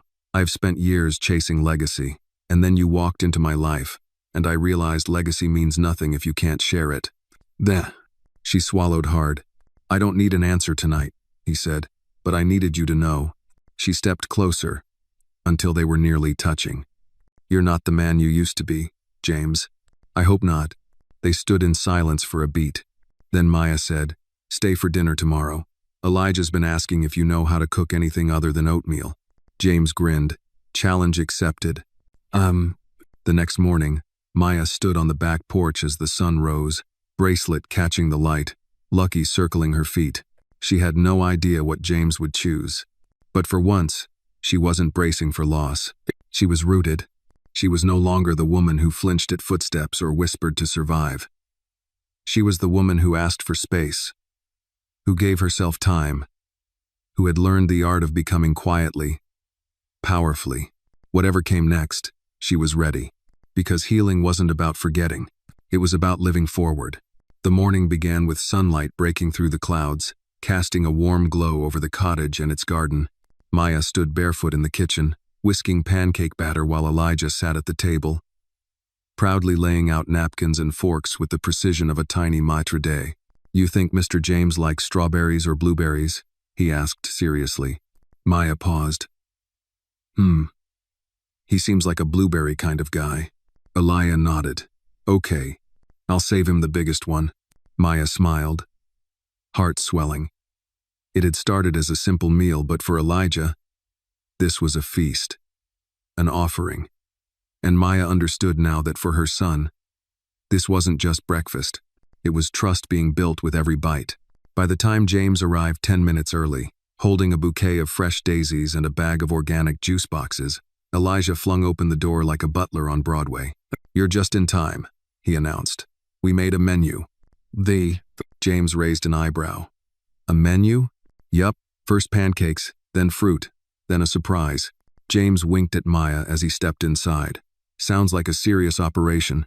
It is, Maya said, turning back to the stove. And you've been promoted from oatmeal man to official sous chef. James rolled up his sleeves. Yes, chef. The kitchen was filled with laughter, music, and the smell of pancakes browning on the skillet. James chopped strawberries with impressive focus, sneaking one every now and then, while Elijah narrated the entire process like a cooking show host. By the time they sat down, Elijah beamed. This is our best breakfast ever. Agreed, James said, raising his juice box like a wine glass. To pancakes and knights. Elijah clinked boxes, and queens. Maya looked at them, the corner of her mouth lifting, and peace. They ate slowly, savoring the moment. After breakfast, Elijah ran off to play outside with Lucky, and James helped Maya with the dishes. They worked in rhythm, comfortable in the silence between them. It was the kind of silence that said everything. Once the last plate was dried and stacked, James leaned against the counter. So, he said gently, I spoke with the team in DC. Maya turned, her breath catching just slightly. I told them I'm not taking the position. She blinked. You're sure? I'm sure, he said. I thought long and hard about what matters most, and I kept coming back here to you, to Elijah, to this version of my life I didn't know I needed. He paused, then added, I'm not giving up on change. I'm just choosing to build it differently. Maya stepped closer, a quiet relief washing over her. What are you going to do instead? Expand the foundation. Open a center right here, legal resources, emergency housing, child care for workers in crisis. I already spoke to the board. They're backing it. Her hand went to her heart. James, that's huge. It felt right, he said simply. They stood like that for a moment, shoulder to shoulder, two people no longer defined by survival, but by intention. Then Maya said, Elijah's going to want to name the center. James grinned. As long as he doesn't name it after Lucky. They both laughed. That afternoon, the three of them walked to the plot of land just outside town, a quiet space bordered by trees and wildflowers. It had once been a school site, but had fallen into disrepair. This is where it'll be, James said, pointing to the empty field. Elijah was already imagining blueprints with sticks in the dirt. We need a room with beanbags. and snacks, and maybe a dog park. James knelt beside him. Donna. Maya watched them from a few steps away, her eyes drawn to the horizon. There had been so much darkness in the months before, so much pain. But this was light breaking through. Later, as the sun began to set, Elijah tugged James's sleeve. Are you gonna live here forever now? James looked at Maya before answering. If it's okay with you and your mama, I'd like to. Elijah nodded, satisfied. Cool. Then, you can help me teach Lucky tricks. That's a full-time job, James said. I better stay close. Maya laughed quietly. That night, after Elijah fell asleep curled up with Lucky, Maya and James sat on the porch, sipping tea. You really aren't going back, she said, as if confirming it one more time. No, James said. I want to build something lasting with my own two hands. I spent years building towers and brands. Now I want to build trust. And this, what we're doing it, feels like the first real thing I've ever built. Maya looked down at the silver bracelet around her wrist. You think people like us can have real peace? Or is it always temporary? James took her hand. Peace isn't something we find. It's something we decide to protect. Her eyes met his, and slowly, gently, he leaned in. Their first kiss wasn't dramatic. It wasn't fireworks. It was steady. The kind of kiss that says, I'm here. I'm staying. And I see you. When they pulled apart, Maya whispered, You still want to do this? Knowing it won't always be easy? James rested his forehead against hers. I don't want easy. I want you. And for the first time in her life, Maya let herself believe in forever, not the kind that promises perfection, but the kind that chooses presence. Again and again. The official groundbreaking ceremony for the Whitmore Center for Justice and Care was scheduled for Saturday morning, but by Thursday, word had already spread across the county like wildfire. Local news anchors were buzzing. A former billionaire turned activist, James Whitmore, has shaken up everything from corporate boards to rural communities with his latest project. But Maya wasn't thinking about the headlines. She was standing in front of the mirror in her bedroom, adjusting the collar of Elijah's little dress shirt. He pouted at the buttons. Why can't I wear my dinosaur shirt? Because this is a special day, she said, crouching to meet his eyes. You're going to be on stage with me. That makes you the most important night in the kingdom. Elijah squinted. Do I have to talk? Nope, just smile. And if you get nervous, just look at me. He nodded solemnly. Okay. But Lucky should come, too. Maya smiled. Already in the car, the event was held on the same plot of land they had visited weeks before. Now, the field had been mowed and roped off, with white folding chairs in neat rows, a temporary stage, and two large signs announcing the future of the Whitmore Center. A string quartet played softly under a canopy. Food trucks lined the edge of the space. Local officials and reporters gathered with pens, pads, and cameras. But the air didn't feel tense or performative. It felt hopeful. Maya and Elijah arrived just before 10 a.m., James greeting them at the car. He wore no suit today, just a button-down shirt, sleeves rolled up, and a look that belonged to a man who'd traded boardrooms for purpose. You both look incredible, he said, lifting Elijah into a hug. You ready, champ? Ready to smile, Elijah said, but no speeches. James chuckled. Deal. The mayor opened the ceremony with a short address. Then the county commissioner took the stage to acknowledge the transformation of the land, thanking the board, the donors, and the visionaries who saw more than an empty lot. Then it was James's turn. He stood behind the microphone, clearing his throat once before speaking. Thank you all for being here today. I could stand here and talk about blueprints, budgets, or timelines. But instead, I want to talk about one thing, dignity. The crowd leaned in. For too long, he said. Dignity has been a luxury, something the wealthy and powerful could afford, while those working in silence, often in our homes, went unseen and unheard. This center is for them, for you, for every woman who kept her head down and her voice locked away. May. He turned, his eyes finding Maya in the crowd. And this never would have happened without Maya William. Her courage changed me. Her story woke me up. and her strength showed me that real power isn't held in titles but in truth. Polite applause turned to loud clapping. Elijah squeezed Maya's hand tightly. James motioned to the side of the stage. "Maya, would you come up here?" Maya hesitated. She hadn't prepared anything. She hadn't planned to speak. But she also hadn't planned on surviving abuse, raising a son alone, or standing here with the man who once represented everything she distrusted. Yet, here she was. She walked onto the stage to a rising wave of cheers. Her dress fluttered in the wind. Lucky barked softly from the front row. Elijah beamed. "I don't have a speech," Maya began, her voice steady. "I just have a truth." Silence fell. I spent years believing my voice didn't matter, that justice wasn't for people like me, that silence was the safest choice. But then, someone listened, and now I'm standing here not because I climbed out of something but because I was pulled up by purpose. She took a breath. "This center isn't about me. It's about the thousands of women who've cleaned your kitchens, raised your children, and gone home with bruises no one saw. It's about creating a world where labor doesn't cost you your dignity, where justice doesn't come only if you can afford it, where survival isn't the only option." Thunderous applause. Not just respect but reverence. She stepped down, and James met her with a hug not romantic, not staged, just full. Elijah ran up, his shirt untucked, and Maya scooped him into her arms. "You were so good, Mama," he whispered. "You were better," she replied. Later, after the crowd dispersed and the media crews packed up, James walked with Maya and Elijah through the quiet field.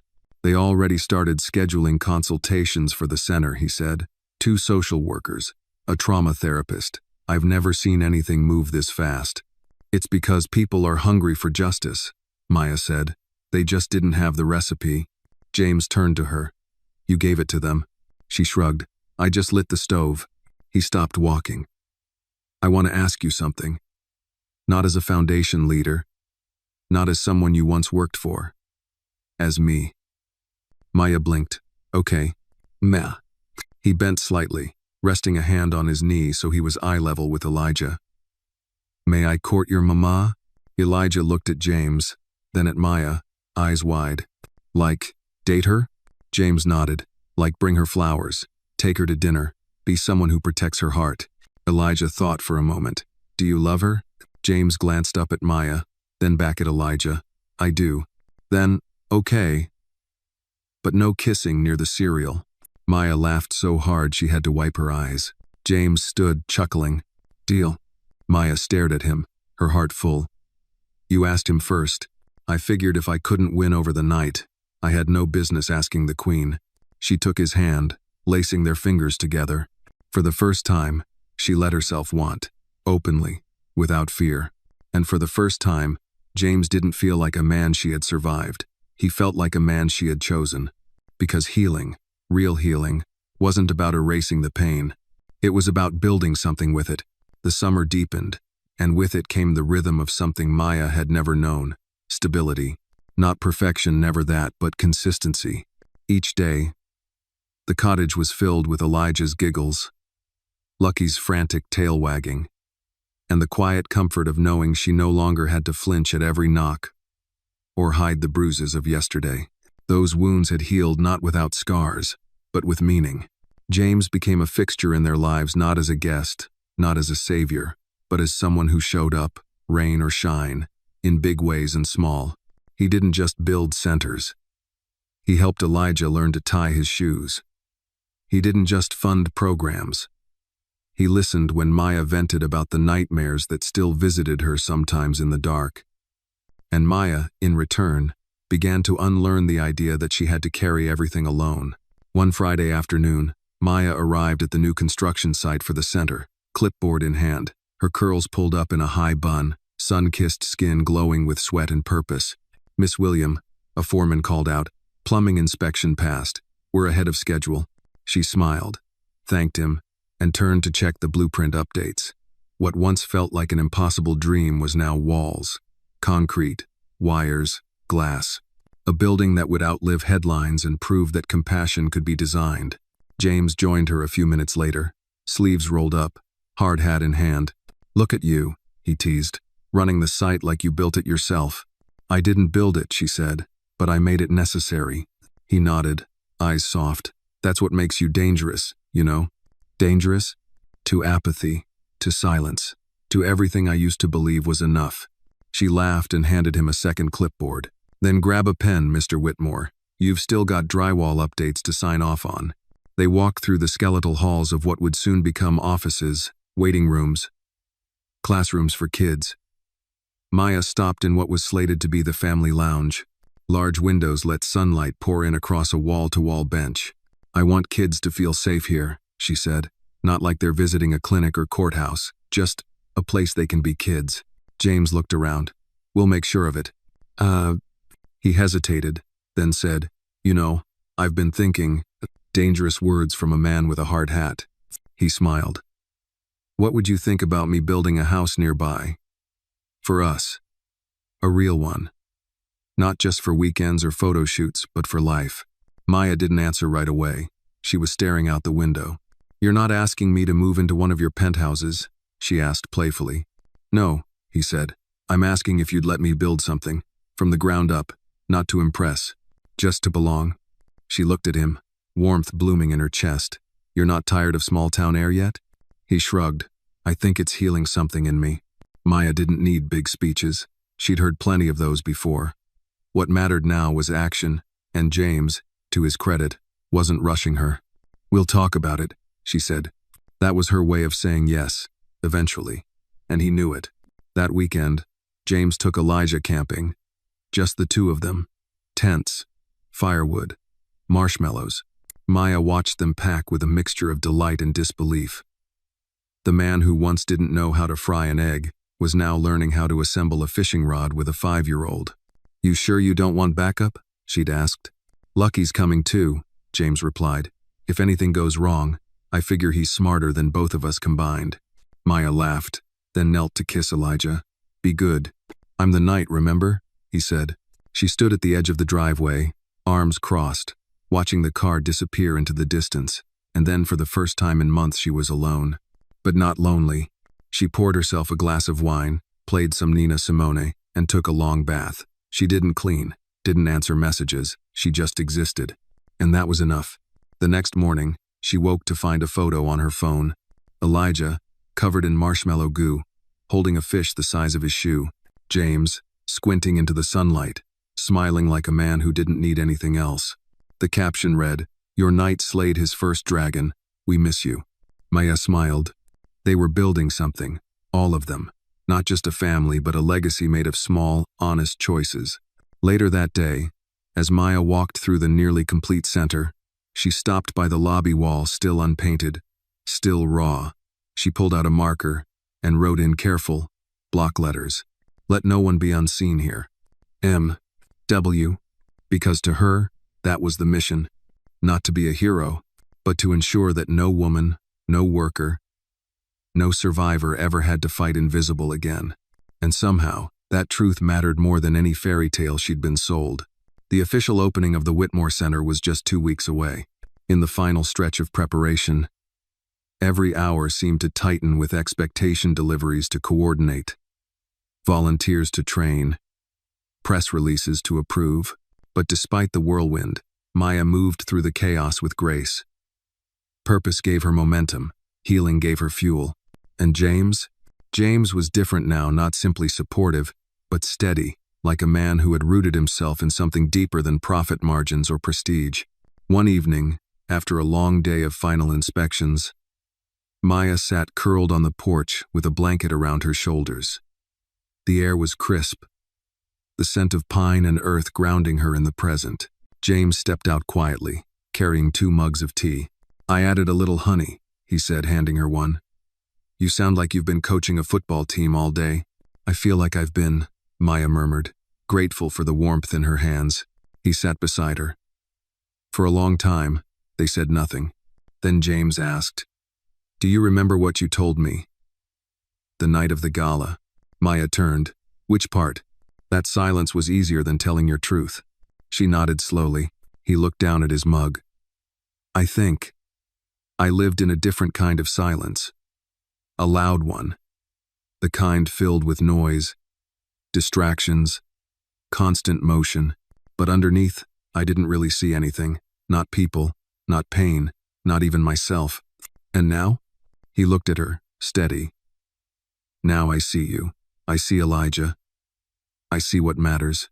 Maya's voice softened. I'm glad you stayed. I'm not just staying, he said. I'm changing. She didn't reply. She didn't need to. Because she believed him. The day of the center's dedication arrived under a sky brushed with blue and silver. The final touches had been completed the night before signage hung, chairs lined up, a small memorial garden planted in the courtyard with a plaque that read, "To those who were unseen, may this place give them voice." Maya dressed simply linen slacks, a crisp white blouse, and the silver phoenix bracelet that had become her quiet armor. Elijah, holding Lucky's leash, wore his favorite red suspenders and a smile missing one front tooth. The event drew more than expected hundreds from the community. Local officials, advocacy groups, even representatives from national media outlets. But despite the crowd, the mood felt intimate, grounded. When it was time to cut the ribbon, Maya was invited to speak. She stepped forward, notes in hand, but she didn't read from them. Instead, she looked out over the faces of strangers and allies and said, "Welcome to a building built not from concrete or glass, but from the bravery of those who refused to be forgotten." A hush fell over the lawn.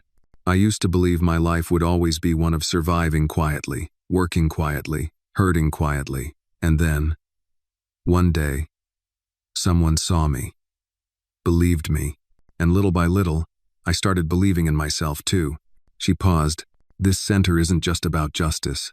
It's about dignity. It's about the mothers who worked 3 jobs and still couldn't pay rent. The housekeepers who cooked dinner for children they didn't birth. The women who bore bruises in the places no one looked. Her voice didn't shake. We are not here to save. We are here to serve. To listen, to remember, and most importantly to see. The crowd rose in a standing ovation not because the words were polished, but because they were true. That night, the 3 of them returned to the cottage exhausted, but full. After Elijah fell asleep, Lucky curled up at his feet. Maya stepped outside to breathe in the evening air. She found James already on the porch, hands tucked in his jacket pockets, eyes on the stars. "I didn't think I'd live a life like this," he said quietly. "What kind of life?" "One with real joy. Not headlines, not awards, just real peace." She smiled. "I didn't think I'd trust anyone again." He turned to her, voice low. "Do you?" Maya didn't answer right away. Instead, she stepped forward, placed her hand in his, and said, "I do. Not because you fixed me, but because you let me be." They stood like that, under a sky heavy with stars, hands clasped, not perfect, not without pasts, but together. And for Maya, that was the greatest justice of all. 1 year later, the Whitmore Center stood tall against the summer sky, no longer a dream scribbled on blueprints, but a living place buzzing with life, voices, purpose. Inside, laughter echoed down the hallways. Children played in the learning room, while counselors and advocates moved between offices with quiet urgency. The coffee in the lobby was always hot. The chairs were never empty. And Maya William? She was the heart of it all. As director of programs, she moved through the center not like a boss but like a woman who knew every story mattered. She hugged mothers still trembling from courtroom visits. She listened when words came out broken. She held hands when the silence screamed louder than any words. And every morning, she passed the lobby wall where her words still lived. Let no one be unseen here. Today was different though. Today, a national nonprofit had sent a documentary team to interview Maya and film the center in action. "We've heard incredible things about your work," the young producer said, following her with a camera crew.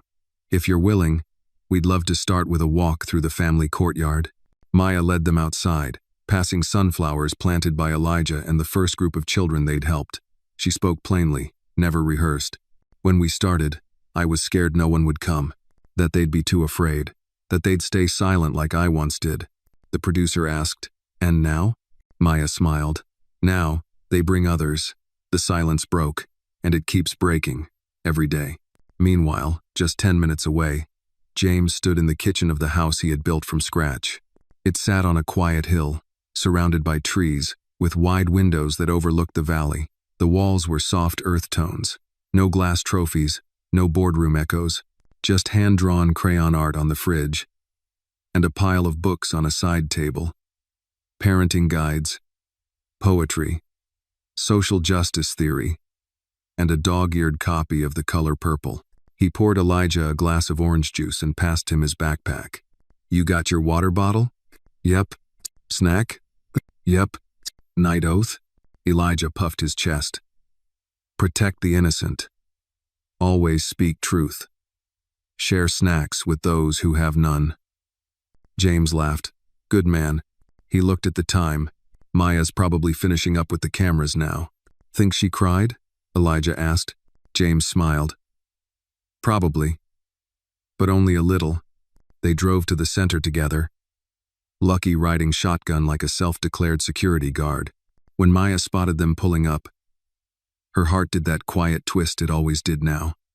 Not anxiety, not dread, just a reminder that joy, too, could be overwhelming.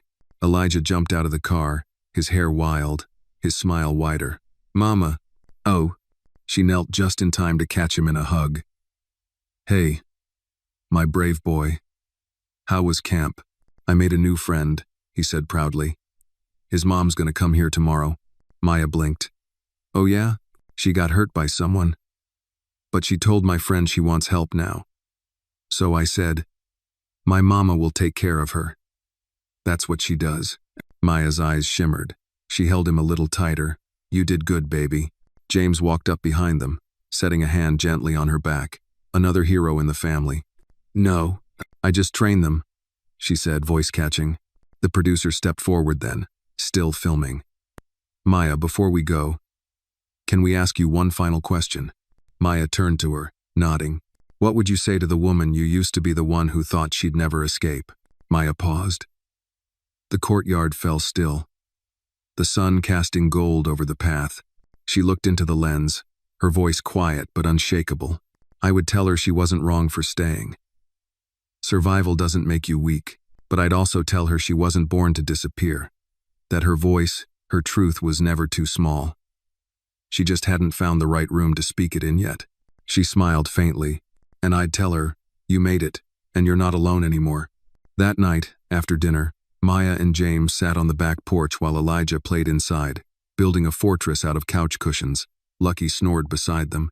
James reached into his pocket and pulled out a small velvet box. Maya raised an eyebrow. "Don't tell me," he laughed. "No, it's not a ring.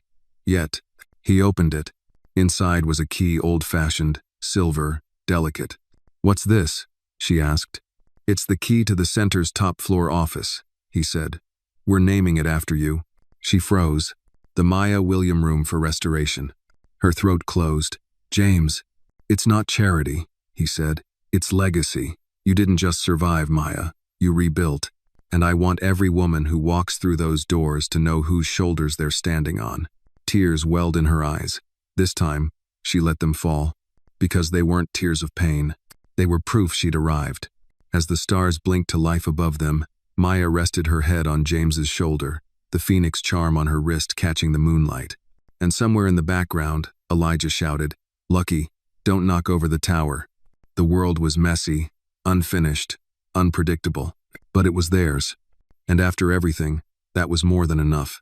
The story of Maya William teaches us that true strength isn't found in silence, but in the courage to speak, to heal, and to rebuild. It reminds us that dignity should never be a privilege, it is a right. Through pain, perseverance, and love, Maya's journey shows that justice begins not with systems, but with people who choose to see, to care, and to stand beside those who've been overlooked for too long. Her story is a quiet revolution proving that even the most broken beginnings can lead to the most powerful legacies.